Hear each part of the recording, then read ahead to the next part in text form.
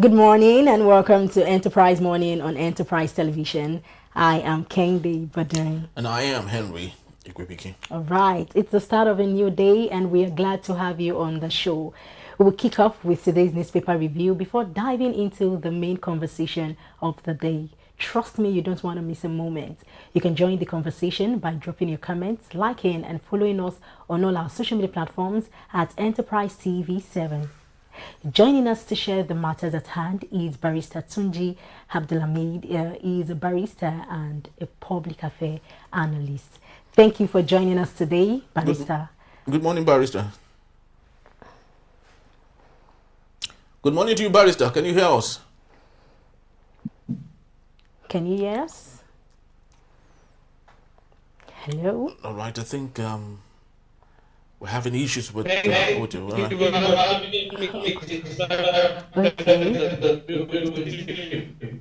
All right, thank you so very much, Barrister. I sincerely do hope that network would allow us, do justice here, because it seems to us your voice is a little bit cracky. I think it's a network problem.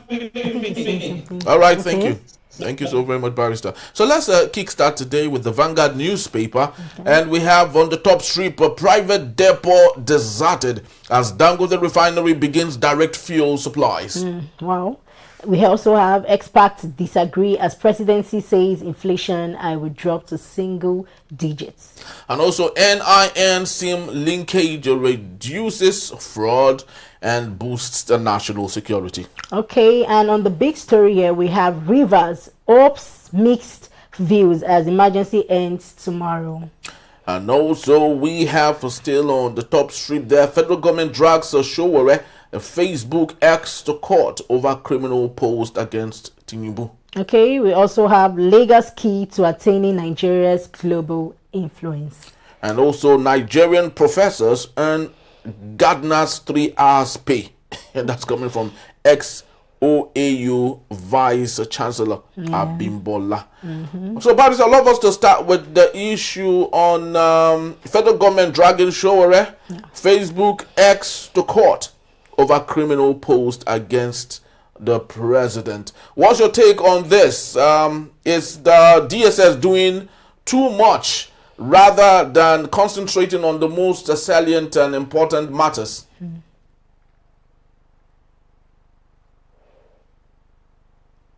Are you there? Can you hear us, Barrister?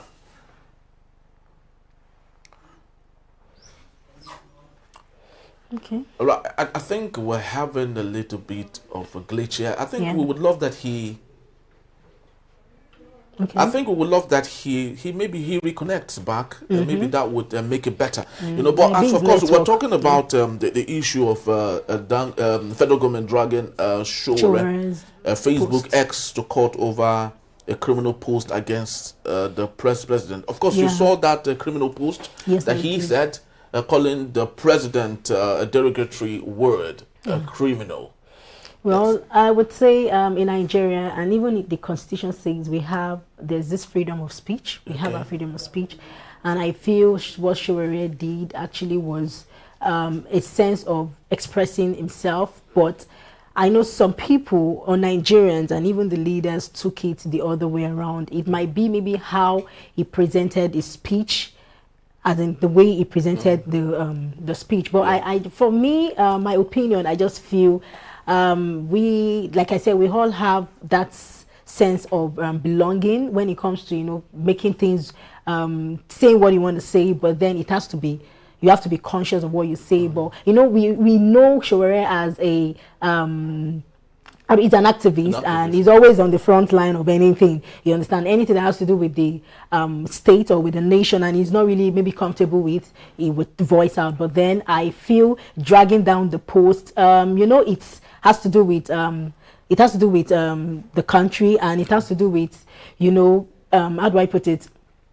It's defamatory, actually. Defamatory, yes, I know. But then I'm still going back to, okay, we have the freedom, we have our freedom of speech, or, we can hear our views and all of that. But bringing down the post, well, it might not really make sense.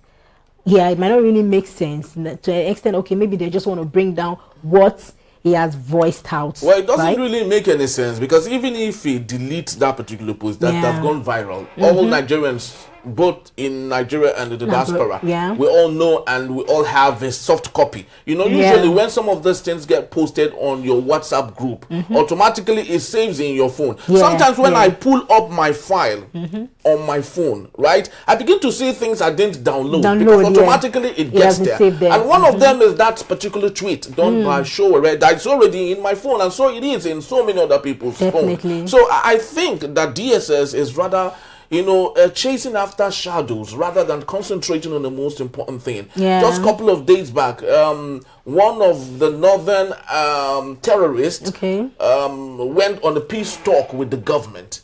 And while he was there, he was loaded with all sorts of ammunitions. Okay? While Nigerians were even broadcasting and televising these things. The DSS did not see reasons to go pursue that guy. And ensure that he stops all of that. I think we've got rather than do that. The GSS is rather fixated on Showere that's just saying his say and not holding guns. And people wouldn't have seen that tweet if not for the DSS. But I would truly do hope that things get better. I do not know if we've connected to a barrister now. Is he with us now? So producer, do we have barrister with us? Has he joined? Has he joined? Oh, okay.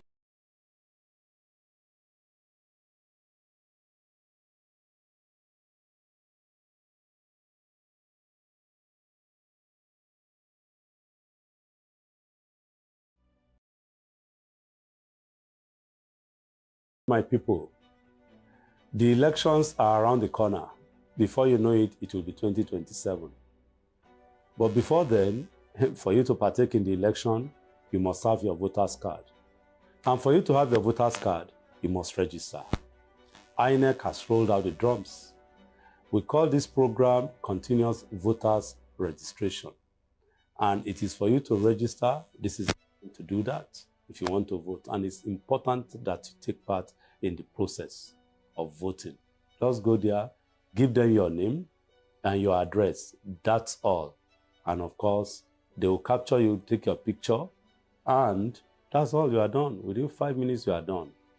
And after that, when the time comes, they call it claims and objection time. That's when you look at it. They will paste all the results or the names of those that have registered all over the places. You will go to the place you register, check your name that is well spelled, and the information you've given them correct. And that's all. After some time again, they will tell you that your voter's card is ready. You go and pick it. That is all. Be a good Nigerian citizen. Partake in the process, because it's a duty imposed on you by Section 23 of the 1999 Constitution as a good citizen. And you will be better off by voting, because you have your mind that, yes, you voted right. I'm Wale Ogunade, constitutional lawyer, human rights activist, and president, Voters Awareness Initiative. Thank you.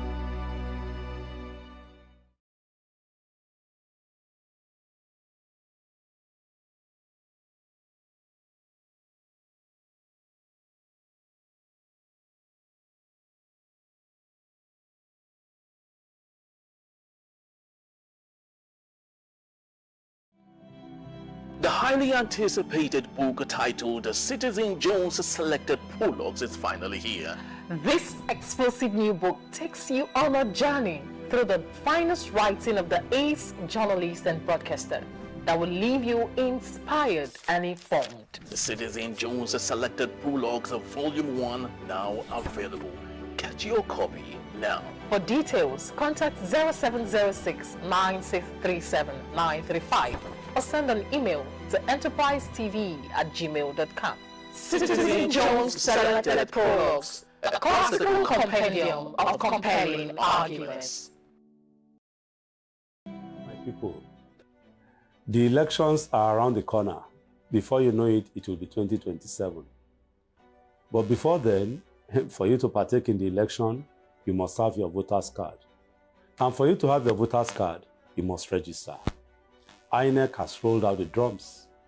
We call this program Continuous Voters Registration.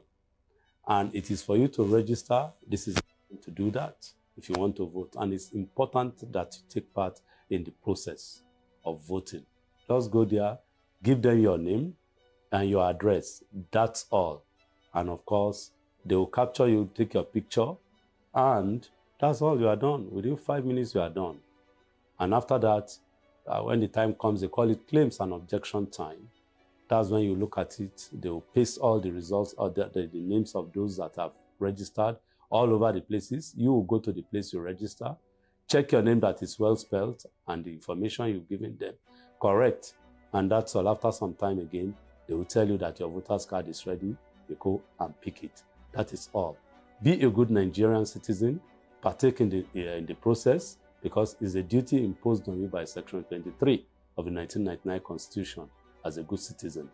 And you will be better off by voting, because you have your mind that, yes, you voted right. I'm Wale Ogunade, constitutional lawyer, human rights activist, and President, Voters Awareness Initiative. Thank you.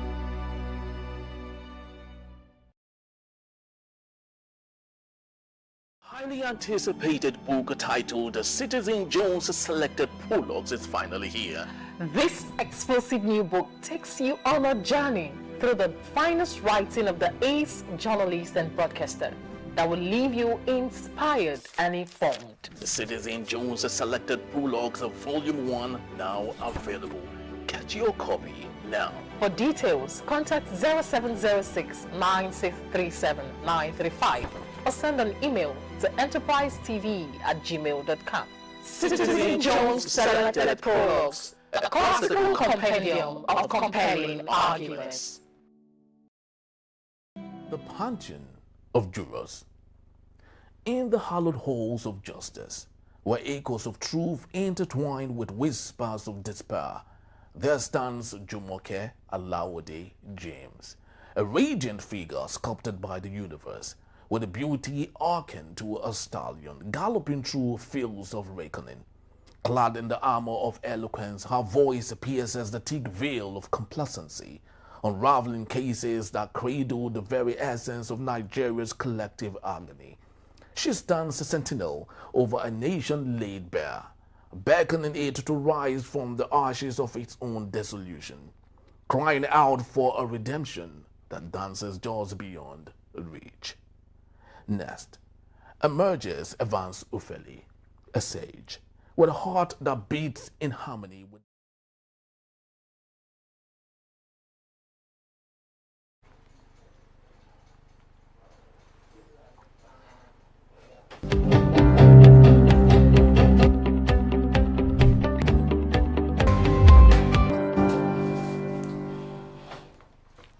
All right, welcome back. If you're just joining us, this is Enterprise Morning on Enterprise Television. Yes, so before the break, we were actually looking at this story. FG drags Showore Facebook X to court over criminal post against Tinubu. Yeah, so Barrister, are you here with us now?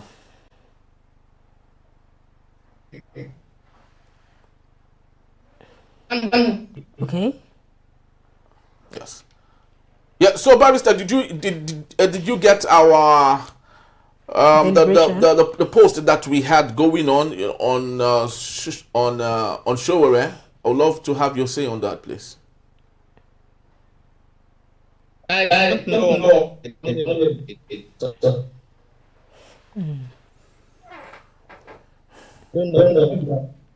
We're still having.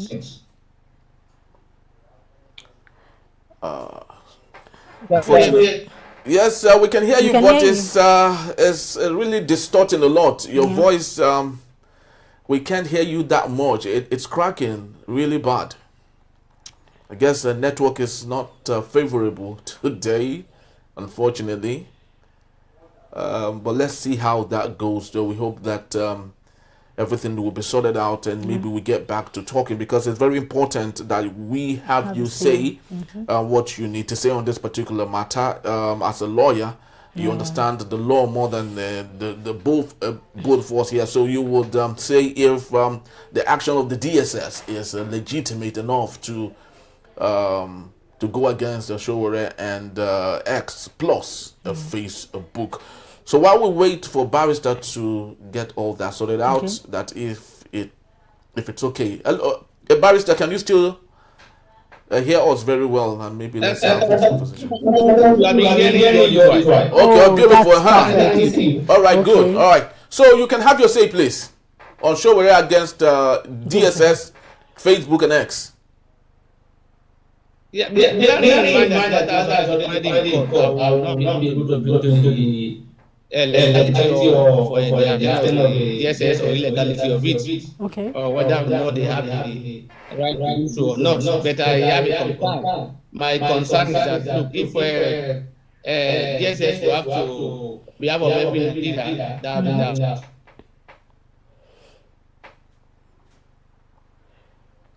Are you there? Okay, I think we've lost it this time. Barrister, are you still there? Yeah, I'm saying that in few of the court, my contribution will be limited. Okay. And to the merit of the case as to whether or not DSS was right or not right in doing what they have done. But I can also express my concern. My concern is that if SSS or DSS as a call will have that liberty to, on behalf of every Nigeria, go to court for insult or assault or whatever on social media, then we are in a big mess. If somebody, if there's a post on social media and somebody believes that this post is a thought to be, yeah.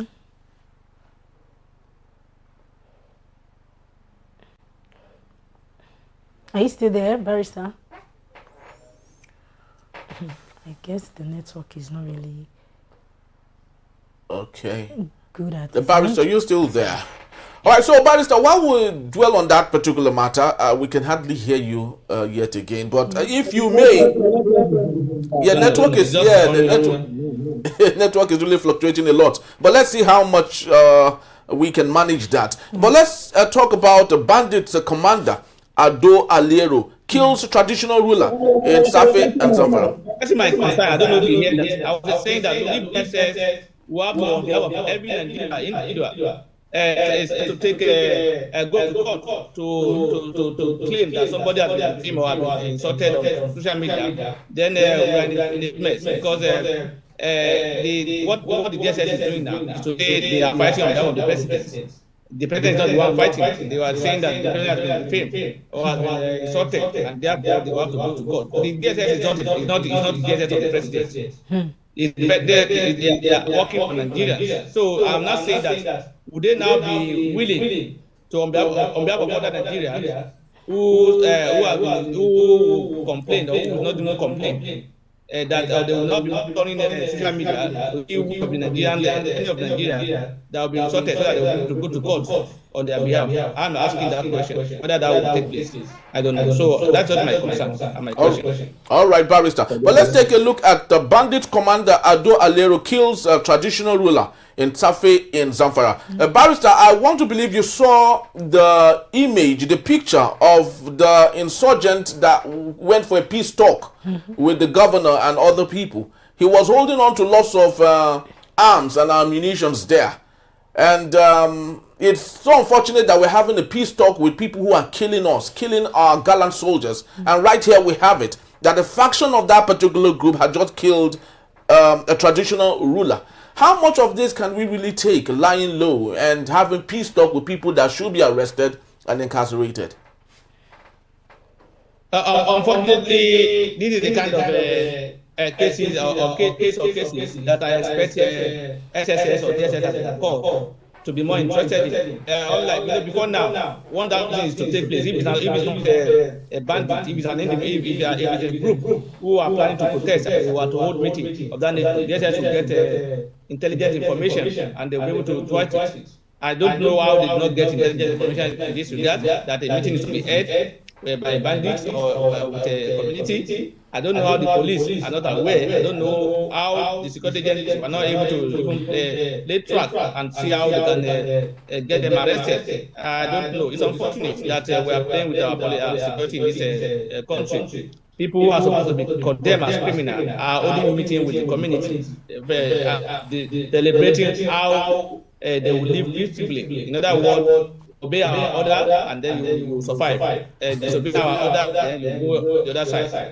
It's unfortunate that our country has come to that level, where the non-state actor are now the one seemingly to be in charge of issues. Because I don't see it's absurd that a notorious bandit, a wanted criminal, he will be holding meeting publicly with a community, and nobody, and nothing happened, and he was not arrested. Nobody was arrested, and then it's unfortunate. It shows the level of deepness in our system.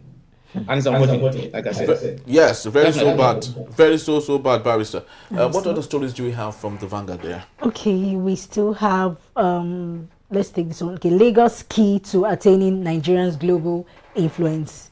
That's still on Vanguard. And we also have food security. FG unveils new agric investment incentives. All right, so Barrister, I would love us to take on that particular one. Food security, federal government unveils a new agric investment incentive. Last couple of weeks, we had from the Daily Trust newspaper, as at the time, 69 days after, the 2,000 trucks that President Bola Ahmed Tinubu commissioned is yet to get to the farmers. And yesterday, we had it from our newspapers also, that he has allowed for 2.2 trillion naira worth of agro product imported into the country. So is importation the best bet rather than equipping our farmers to go to the farm and ensure that there's more than enough food for Nigerians? If what you desire, what do you do? You make do with what you have. So it's unfortunate. That is our system. I wonder most time when the government will tell us that food security and agriculture, whatever, is improving our country. I wonder how it's been improved. I wonder where the farm are. What are we talking about the same farm where insecurity prevail? Are we talking about the farms where farmers cannot even go there, or where they are being picked? Where are they doing the farming? Even they even admit that the tractor they say they will bring. Where will this tractor be used? Is it going to be used in the city or where? I don't know. As long as the insecurity is still prevailed, it will definitely affect our food and agricultural products. Because this comes from farm, and the farm are not safe as it is today. So the government need to work on security. That is the most important. When the security is there, then you cannot be talking about bringing tractor, bringing this and that. Now that they are not able to bring all those things to use, they have to resort to importing. And like I said, if what you are looking for is not available, you go with what you have, and that's what the government is. And it's unfortunate that the government that is preaching promotion of local content will be relying on foreign products or products in this country. It's unfortunate as well. We are going to be repeating ourselves all the time. This is a current issue, and it's been like that, and the government is not changing, and they believe they are doing well in that regard, but we are not seeing it. And most times when they make promises or they bring out policies, you see them on paper, that will be the end of it, and people begin to clap when those policies are announced, and that you can see the reason why most times when they say a government has got a policy and they push the policy as a good policy, why I hold back. Because most times I say until I see them bring results, I will not celebrate it. This is one of the reasons. Tractor was announced many months ago. I don't know what's happening to them. Probably they just order for their production or what. I don't know. For me, it's unfortunate. That's what I can say. Okay. All right, Barrister, let's take a look at the Guardian newspaper for a bit. We have the big story from that. The page, insider threats, low confidence, hobble $14 billion of aviation target. What other story do we have? Okay, we also have PDP throws 2027 presidential ticket open to all regions. What a change of view there. Tinubu returns as Fubara set for reinstatement. LP6 emergency rule probe. Okay, still on the top strip, we have food, transport, housing. Others remain key inflation drivers. And also we have federal government is insensitive to doctors' welfare. NMA reiterates. Okay, we also have Atiku meets U.S. envoy in Abuja, flees tribalism in Nigeria. And also Obi decries nominalization. Obi decries normalization of violence as Kwara youths make distress a call. Barris, I'd love us to take on that particular matter. Obi decries normalization of violence as Kwara youths make a distress call. What's happening right now in Kwara, especially with regards to the violence and insurgency happening there? Is the government of the day doing something to ameliorate the problem, or does it still look the same? It appears the government is overwhelmed and does not even know what to do. It appears they have no strategy as to how to curb the insecurity in the state. They have seen any step being taken by the government in this. The government is and in fact, our governor, you don't even see him in town. So it's more of Abuja than even Kwara. Our Lagos is Abuja than Kwara. People don't even know who is one about. Most times, unfortunately, we don't have cabinet members who can even ask questions. Even the deputy governor, people have been asking questions. Where's our deputy governor for months? You don't know where he is. And who is the deputy governor, Barrister? And who is the deputy governor? Unfortunately, we don't get to know who they are. Who is he? One meter or something. Not even like that. Even their party structure, APC, you don't even know. If I ask you in a party, who are the people that should be in front line that you know? The German secretary and PRO. You don't know who the PRO or secretary of APC is in Kwara State. They don't issue anything. They don't do anything. It's a one-man show that we're having in Kwara State. That's just the truth. One show. The government like total administrator.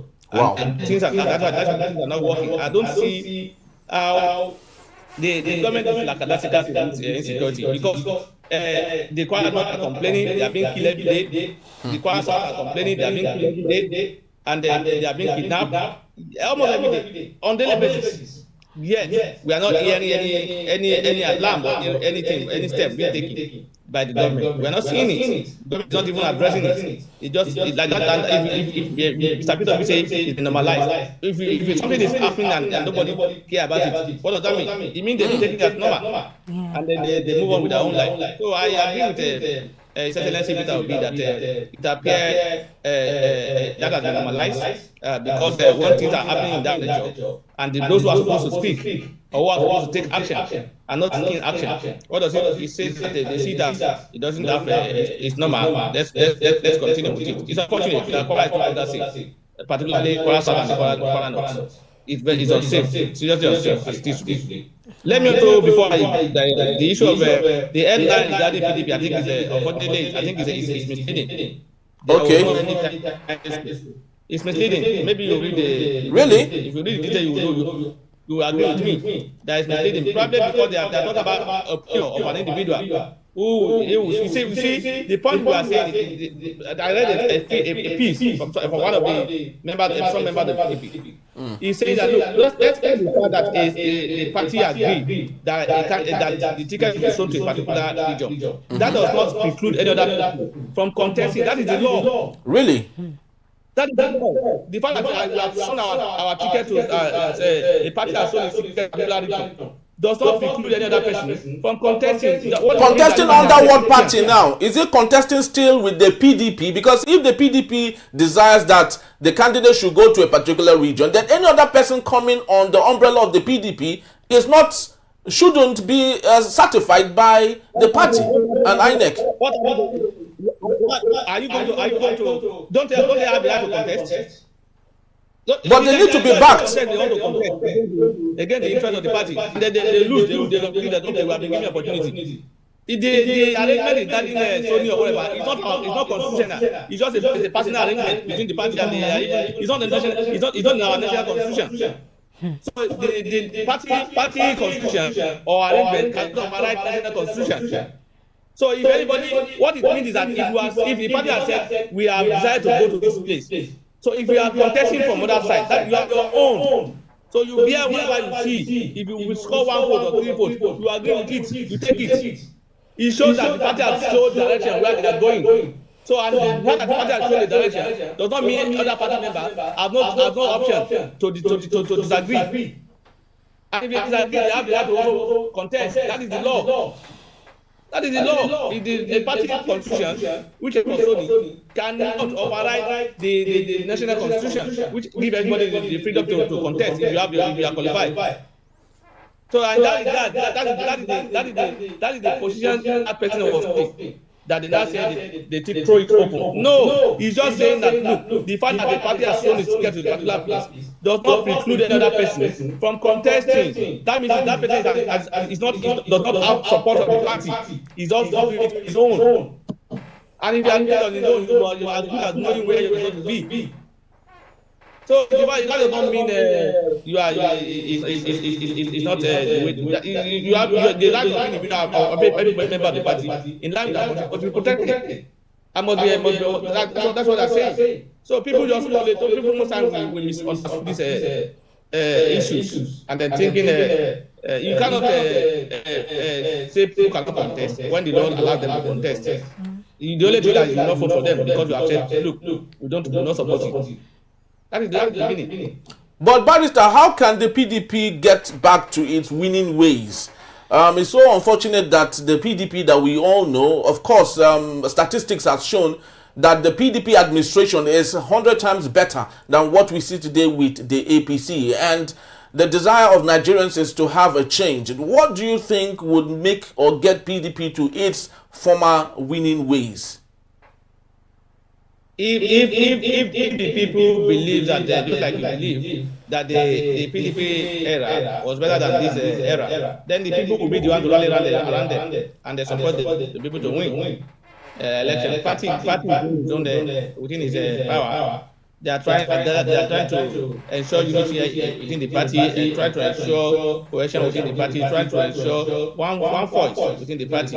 So they are doing their own. So, but for you to even get to winning, Nigerians must support you. It is not a party member that will take the party to winning. It is only incident. So Nigerians must also believe that if Nigerians believe that or the opinion that this admission of PDP was better than that of the or is better than that of the APC, then they have to rally around them and then they make them win back again. That's as simple as that.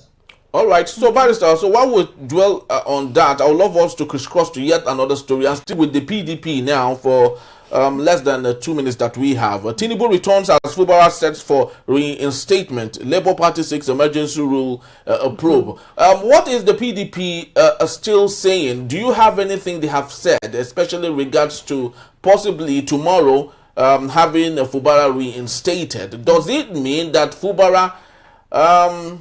we do not know what they have discussed behind the curtain, but what is the PDP saying on everything happening in River State and would happen from tomorrow? They've been saying what they are saying. They've even gone to court to challenge the emergency rule. So they've been maintaining their position, saying that look, the emergency rule is illegal. Suspending the governor or the elected officer is illegal, and they maintain that stand. And they are already in court in that regard. Unfortunately, our Supreme Court has refused to even entertain the suit for now.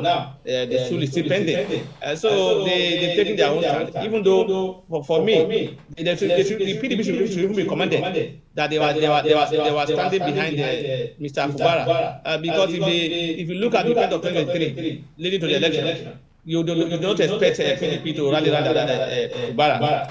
You know why? So, this is the same Mr. Fubara that worked against the party in the last election. So if the party decide to say, look, since you have worked against us, we are also going to leave it. But the party is not doing that. They even went to court on his behalf. The governors of the party, they went to court on his behalf to challenge that emergency rule. And then they are doing their own. So they've stated their position. Their position is that, and it's in line with their position, is that emergency rule, which allows the president to suspend not even allow emergency rule whereby the president rely upon to suspend the governor and the other elected House of Assembly member is not known to our law. It's illegal and it's just a mere autocratic way of play. Okay. All right, Barrister, just before we leave, if you may, of course, this is not substantiated. It's a rumor that we peddle around in Nigeria. It's often believed that whoever would emerge as the president of the Federal Republic of Nigeria, the United States of America, has a very strong indication or have a strong say. They literally select, just like it's often been peddled. And we have it that Atiku meets U.S. envoy in Abuja, flays tribalism in Nigeria. What are you sensing from this particular story? What's your say on this? Fortunately, I'm one of those who don't believe in this. They always tell us that they will tell us that for you to win, or somebody brought the American brought Jonathan, social person brought Jonathan, France brought social person. I don't believe so. I don't believe so. Were they forcing INEC? Were they forcing the citizens to vote the way they are voting? Were they also influencing INEC and say INEC, you must go this way, otherwise this will happen? Were they? Yes, they may be giving support to those candidates in terms of finance. Yes, that may be. But saying that the one who made them the president, last election people was in America as well.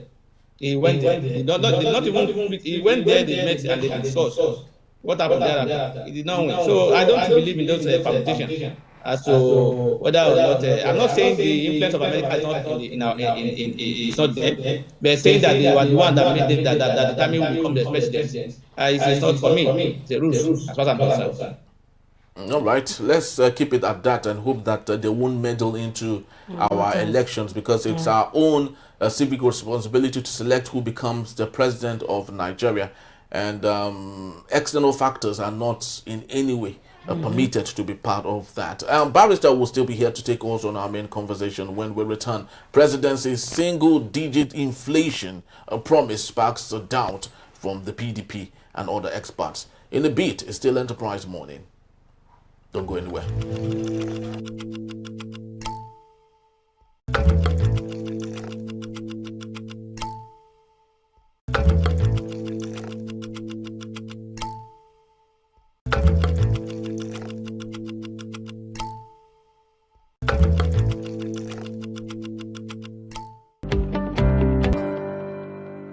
And I love us to practice it with this one. Thank you so very much for being back, and if you just joined us, you're still on to Enterprise Morning, reaching you from Enterprise Television. Let's head straight to our main conversation for today. The presidency has assured Nigerians that inflation is steadily declining and could soon reach single digits, citing improved currency stability, rising crude oil prices, and better food supply. Special advisor to the president on economic matters, Tope Fasua, said inflation eased to 20.112% in August from 20.88% in July, adding that Nigeria would eventually follow countries like Ghana and Pakistan, where inflation has dropped sharply. All right. The People's Democratic Party, PDP, however, dismissed this claim as false, arguing that without job creation, stable power supply, and a stronger Naira, inflation cannot realistically fall further. PDP's Timothy Osadolor faulted the government's inability to sustain electricity generation above 5,000 megawatts, saying such weakness undermines industrial growth and worsens inflation. And also, experts cast doubt on the projection, warning that Nigeria's economic fundamentals remain weak. Eze Onyekpere of the Center for Social Justice and single-digit inflation said this could come through data manipulations, while Professor Ndubisi Nwokoma described the target as political. Dr. Muda Yusuf of CPPE added that though inflation is slowing, cutting it from 20% to below 10% soon is a tall order. We still have with us Barrister Tunji Abdul Hamid. Thank you so very much, Barrister, for being here. Thank you so very much, Barrister. Are you still there? Thank you for having me. All right, thank you. Thank you so very much. So, Barrister, let's get talking on this particular matter. The presidency is saying that inflation has dropped down. we do not know if this administration is more of theoretical than practical, because as Nigerians living in Nigeria, the cost of food produce is still what it is. Rice is still 72,000 naira. And it has not even come down. It's not thinking of even coming down. And they would even say that, okay, we are in the season of this particular food stuff. But when you go to the market, it's still the same price. Or even higher. Or even higher. So, Barrister, speak to us, please. Yeah, what they expect me to say again, when the experts have said that, look, they doubt whether or not the government will be able to achieve that is a tall order. They are the experts. My own economic is known through buying and selling. Whenever I see the price of good, that's why I look at economy or inflation, or when you see people employment. How did this inflation come down? Do they even expect? But anyway, the man who made that position, I don't take him serious. I see him as a motivational speaker. Why? He's always just a true talker. He doesn't. This is the same man that said 10 million naira and 10 million people have been lifted. Yes, exactly. This yes. person that said 1,000, 2,000, 1,000 naira, you are good to go. You eat anything. You eat anything. Yes. Somebody I don't even know the capability of economy using a dollar 1,005. I don't know how they got to that level. How much was dollar when they gave it? Yeah. The dollar was 700. They brought it to 2,000. From 2,000, they bring it back to 1,005. And they were now using that. The ability to take it from 2,000 naira to 1,005 to see they done well. Done well what? How much did you make the dollar when you came in? How can you say stable? How can I be stability? Although the stability I'm talking about is that, look, now we are not even sure whether it will be 2,000, whether it will be 3,000, whether it will be 2,500. But today we can say between 1,005 and 1,006 or something. That is the stability that we are celebrating. Should we be celebrating that? Is that the basis why our inflation is coming down? Because in a certain season of certain commodity, those commodities will come down with a free price. And they will start celebrating and say things are coming down in the market. What is the effort that they did? What are the policies they put in place that make it come down? They try to say they will bring for the farmer. They've not put it. So for them to even say maybe our investment in agriculture or farming is the reason why these are coming down. It's not about that. It's not about they are not telling us what they have done. The past cars don't put what and what have they done practically, not on paper, because you compare the most of the people who call themselves economists, they love statistics, and their own economics is based on paper. It's not on reality. And I only deal with reality. Most of the people, because you see them now, they will not tell you if you go to a non-market. You see Gary for 10,000 for 1 naira. They won't tell you that one. They'll just tell you GDP to Guinea is now Guinea to Guinea. What out of that? That's the paper work. You work based on reality. It appears they are not working on reality. They are working on the paper that they prepare by themselves. So they talk about food supply. Where are they supplying the food? Who are the people supplying it? Is the government done? Do they have a farm where these commodities are coming from that flooded the market with food?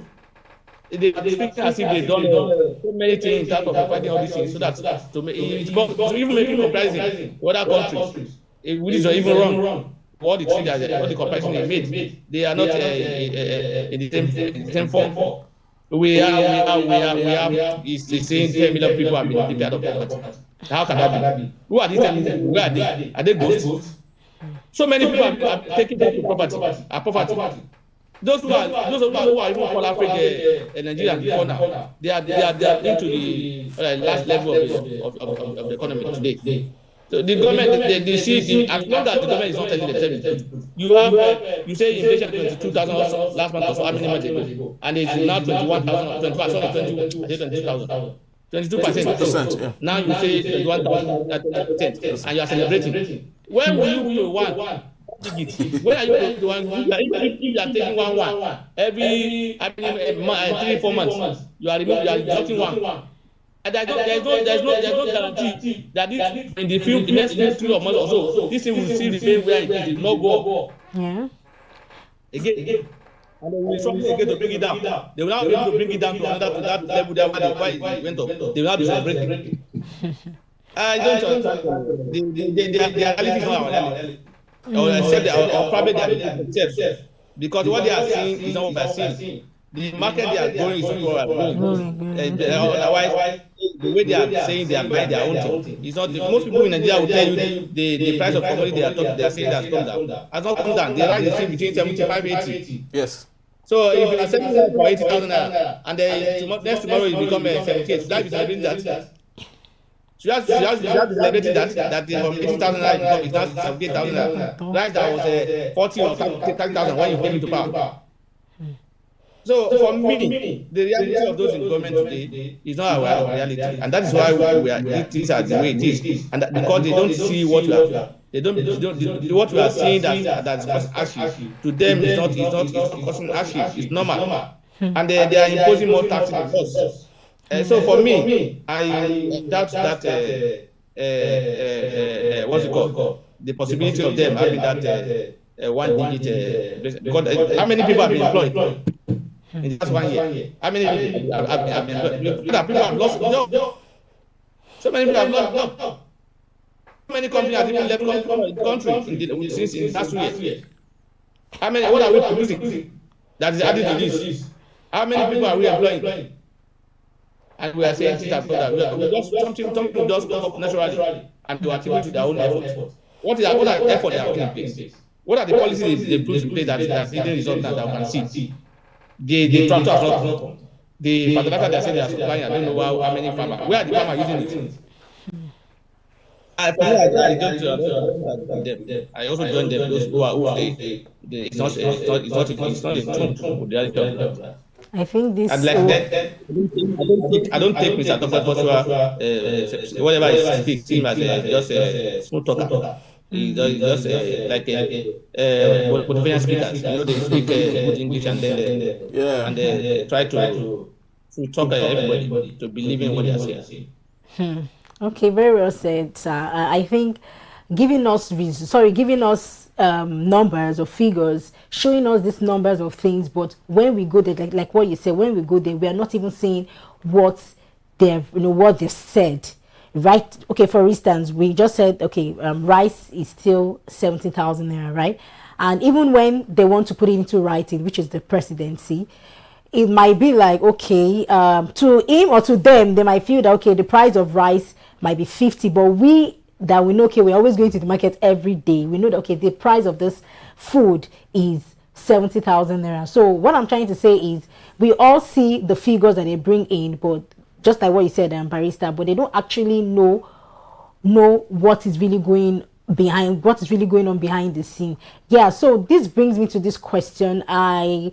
During the course of this readings, we noticed or we saw that the presidency, believed that Nigeria can, follow the path of Ghana and Pakistan. So do you think it is possible? How realistic can this be?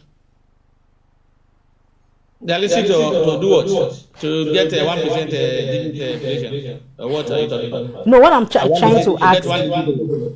No, what I'm trying to ask is, from the readings, the presidency believed that Nigeria can actually, get the path, follow the path of Ghana and Pakistan. So how realistic is this? Can follow that path to get to where? To get desire, to get what I mean is that their own economic in order, bringing our inflation down. Is that that's what they are talking about? They are not taking steps in that regard. All the steps they are taking are on paper, and they say that they don't know what goes on beyond the scene. They know it's propaganda. What they are doing is propaganda. Some people will be in market now celebrating it. Those their supporters, they will be celebrating it now that the government are taking people 10 million out of poverty. And when they are reading their achievement now, they will read it. It will be part of it. You know what they are doing is propaganda. They even know more than you. They know the difficulty on ground. If the president said it, he knows people are going through hardship. He's aware of all these things, but they want to package their state office They want to package what they are doing to make it look like they are doing better. Yes, they may be working hard. They may be doing things behind the scenes in terms of working. But we're not seeing the results. That's what we are making. When the result is not reflecting on the people. And for you to say you have done well, the result must reflect. Because the essence of people being in government is to provide for the welfare and good of the people. We are talking about security today now. Is that security in the country? No. Are the people enjoying the welfare? Are they enjoying today? No. Everybody is complaining. The car you can buy for 1 million naira or 800,000 naira a few years ago. You can't buy it for 5 million naira. Yeah, true. And people, how many people are looking for jobs now? How many people have been engaged? People are graduating yearly, and they are not seeing jobs. And they will be advising, you don't have to wait for government job. You have to be doing your own business. Which business? Where is the money? Even when they get the money, who are the people that will buy? Can you do business in Nigeria with and expect that you want to go those businesses that they will say they start business with 1,000 and they have multiplied. How is that possible? They will tell you I started this business with 5,000 and today I'm this and that. I just laugh sometimes. Some of them have a backing of the government. They have government support. And then they will tell you they will behave as if is their brain that is working for them, or their brain that they own. Like some of the people in government today who are in business, who are using government influence to get whatever they're getting, and they will be taking away from that business, and they will be talking as if their intelligence of brain is what makes them to be able to achieve what they are achieving. It's not so, and that is what the government is doing today. They are trying to do propaganda just to make you can see this government that wrote on the back of former President Buhari to come into office. What are they trying to do? They were telling us to do that the President foundation he destroyed every foundation that we have. And when they were campaigning, when they said the president has done well and they will continue for where he stopped. But today, whenever they speak, what they will tell you is that the last administration destroyed everything. As if they were not part of it. As if that last administration is a PDP or a CPPE or Afghan party that was in power. So for me, I think that propaganda. I don't believe in what they are saying. This is paperwork. I give you. I'm not a prophet of doom. In the next 1 or 3 months or so, you will see a different figure again now that will say things has even gone up or something else has happened. There is no stability anywhere here. It's just fluctuating based on circumstance, grant, natural, not due to efforts of the government. That is what I'm trying to say. All the things you have seen, all the changes you have seen, little changes that they say they've seen, maybe probably even in the price of goods that they are talking about, is because of the nature of the goods, or because of the time that we have. When some of them so they celebrate that. Few months thereafter, when that season, the thing will go up again. And they will say it's sabotage. We are not providing security, and you expect farmers to be in farm. How would they be in the farm? Where will they farm? So these are the issues. I don't want to believe what they say. Like I said, I don't take. There are few people I don't take serious in this country whenever they talk. I don't take Fasua serious whenever it's doing economic policy or whatever. I don't take Obakiri or whatever they call it. I don't take him serious. I don't take him serious. I don't like him discussing their whatever they say, because it's like giving them problem.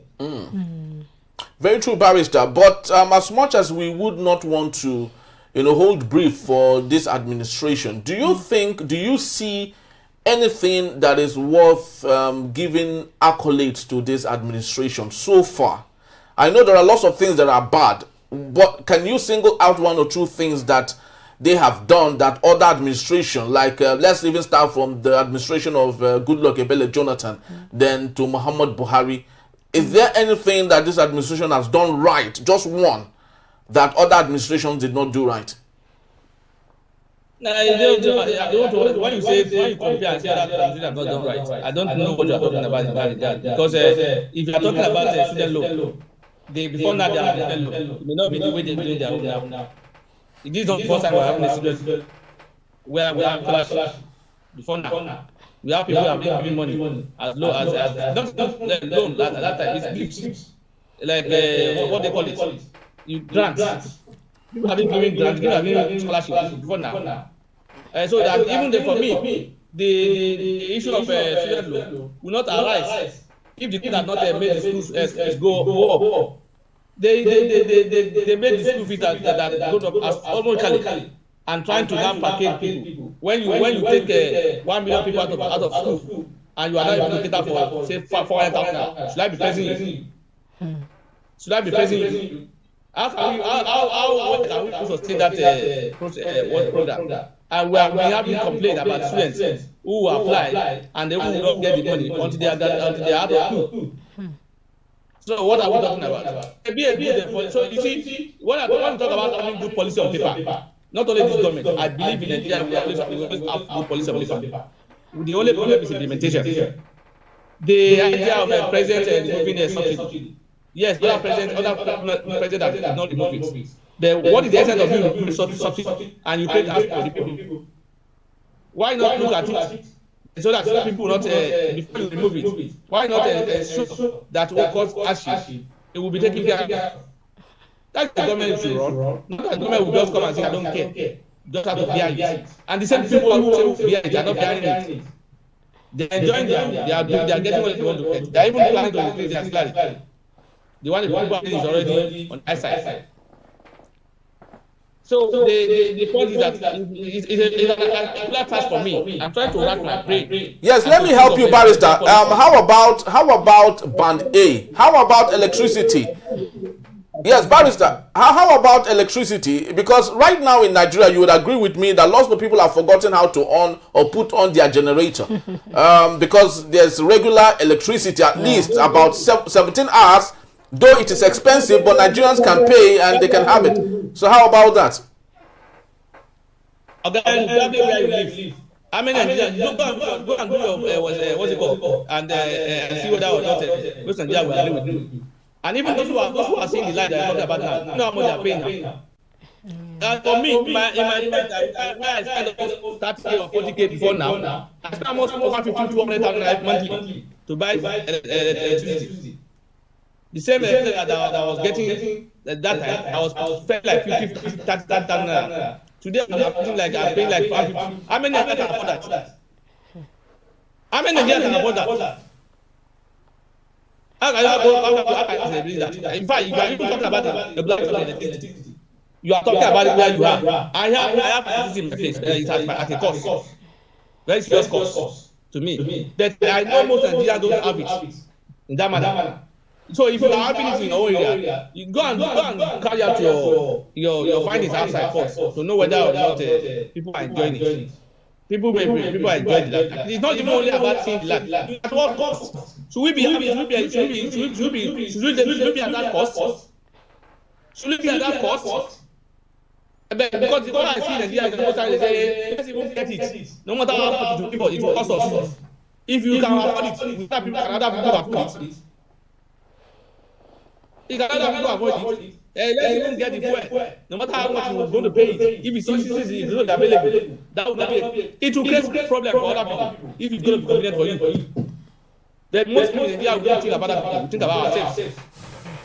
So what is convenient for everybody. As far as Nigerians are concerned, some of the majority of Nigerians are concerned. So that's how the problem is. For me, I'm trying to wrap my brain. And see, and I'm always sure that you're also thinking, or the one who put me, that I will not be able to defend. I'm trying to wrap my brain and see one policy of government that has not created that on the people. I'm trying to think of it. Is it first subject removal? Is it regulation? Is it tariff? Is it electricity tariff? Is it which one? Tax? All these parts and the other expenses. I know how much I was removing in my account this month for in the name of maintenance. What's it called? Fee. That money that was in my account can some other people to do business. Some business and say this business I have a business for my business. It was removed as maintenance fee. So these are the issues. So if it's meant for you as me, that does not mean it's good. You will look at the majority.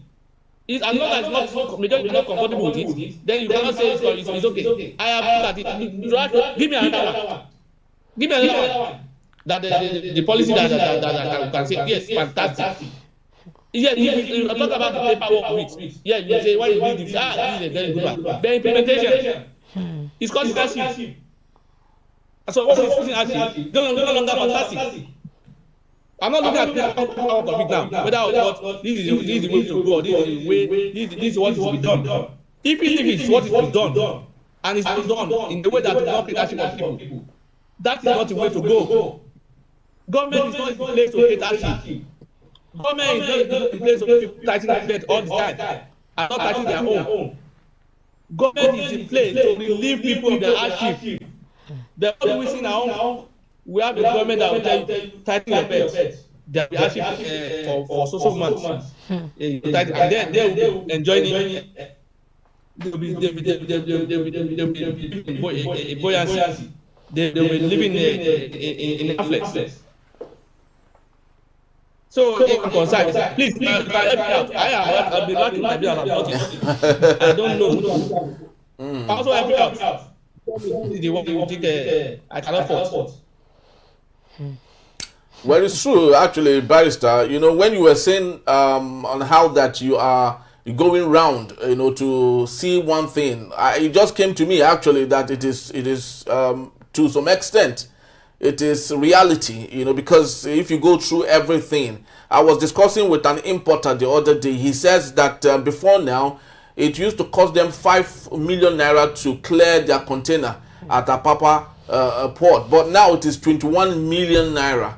They don't have a choice but to pay it. But of course, they multiply that on every product that is in that container. So it means Nigerians have to help them pay for that. So they go look for money, pay the 21 million naira to clear one container, then multiply that on every product, and Nigerians will have to pay for them to recoup back their money. So you can see how bad the situation. And at the same time, Barrister, the Nigerian government would say that the Nigerian Customs Service is making so much money as a result of the target they've allotted to them. The government is more concerned about money. That's why the government will come up and increase tariff or custom service or whatever and say what you have clearing for 1 million before should now be 5 million. And the government will expect that those who are clearing those people clearing those things will not transfer the cost to the consumer. So the government is more concerned about the money. In fact, you can see recently the National Assembly gave a cost of tickets to go and make more money. So when we talk about hardship or the one that so their own concern is about making money for who? For themselves, to be able to buy more car, buy more luxury items and enjoy themselves more, and go and fly abroad for medical, fly abroad for this and that. That's the money they are getting for us. So it's sad that so there is no way economy will not be the way it is if the government continues to behave the way it is. I can government purposely increase tariff, knowing fully well that the effects will be on the masses. How can you that somebody will not be able to buy? You will not be tell you go and pay 20,000 few years ago. You will say no.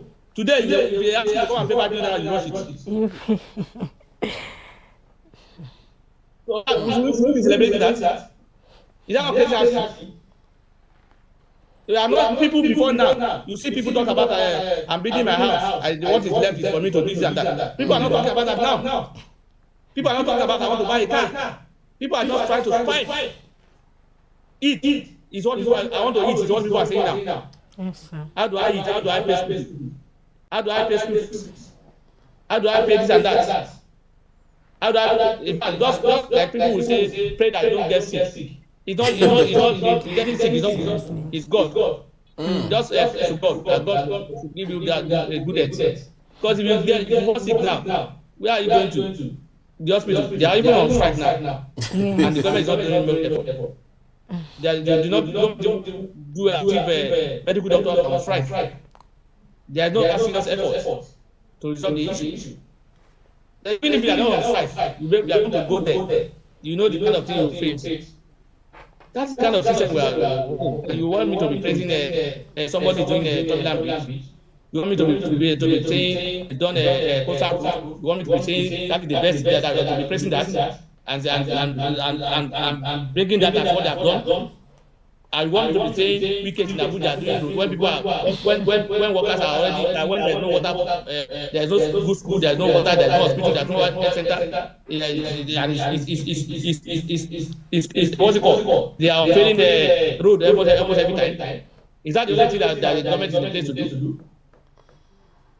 For me, I don't. I'm still racking my head. Please, you can help me. All right, Barrister, we just have to leave it at this point. While this is being said, our president just, arrived back from his vacation. Yeah, vacation. Leave. He went for vacation in another man's country, built and organized and made better by politicians and presidents like him. He went there for vacation. Wow. What a good example. What a fantastic example of a good president. Yes, Barrister. No, he's working somewhere else. Okay. Where there's comfort. All right. Countries make yourself comfortable for the work well. So it's better to go to where there's comfort. Where there's yeah, he cut short. Yes, he said he cut short that. He would have had more time. So a short leave for him. The end of what's it called? Emergency rule in the past. Okay. Is that not the president? People have died in the last month. So the president not. Oh, gracious. That's the country we find ourselves on, unfortunately. We hope for better days, and I sincerely believe that, like I've often said, someone said that God is Nigerian with a green passport. So no matter how bad it is, he always has our sights and would find a way and make things better. Let's continue to hope that would work for us. Thank you so very much, Barrister. We truly do appreciate you once more. Thank you. All right, so that's just about the time we have. I'd love to say thank you for making this a date. I would love to believe you enjoyed our show just like we did right here. Please do well to visit us. You can find us at enterprisetvnews.com. You may equally like, comment, and follow us on all our social media platforms at Enterprise TV7. I am Henry Igwebike. And I'm King the Bodering. Thank you, and have yourself a splendid day, and equally stay tuned for other interesting programs coming from Enterprise Television. Bye-bye from us. Bye for now.